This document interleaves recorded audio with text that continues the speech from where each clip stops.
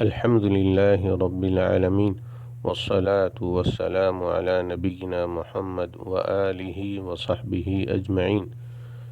نبی کریم صلی اللہ علیہ وسلم نے اپنی امت کو حکم دیا ہے کہ وہ جہاں بھی رہیں آپ صلی اللہ علیہ وسلم پر درود و سلام بھیجے، اور یہ بھی بتایا ہے کہ یہ درود و سلام آپ تک پہنچ جاتا ہے، لہذا آپ صلی اللہ علیہ وسلم پر ہر جگہ سے درود و سلام بھیجا جائے اور مختلف حالتوں میں بھیجا جائے، جیسا کہ اذان کے وقت، ہر نماز میں، مسجد میں داخل ہوتے اور نکلتے وقت، اور یہ آپ صلی اللہ علیہ وسلم کی قدر و منزلت اور مرتبہ میں برتری کی وجہ سے ہے۔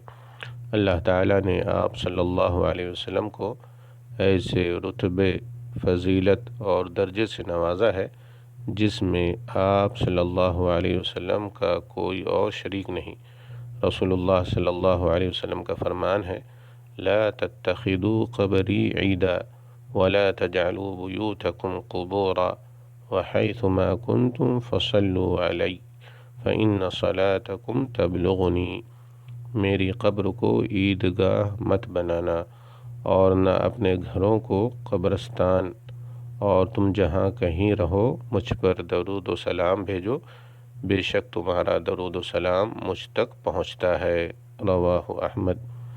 اس حدیث سے معلوم ہوتا ہے کہ ہر شخص اپنی جگہ سے، چاہے وہ جہاں کہیں بھی ہو، نبی کریم صلی اللہ علیہ وسلم کو درود و سلام پہنچا سکتا ہے۔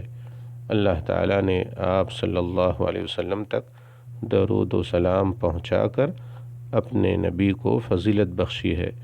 رسول اللہ صلی اللہ علیہ وسلم کا فرمان ہے، ان للہ فی الارض ملائکۃ سیاحین یبلغونی من امتی السلام۔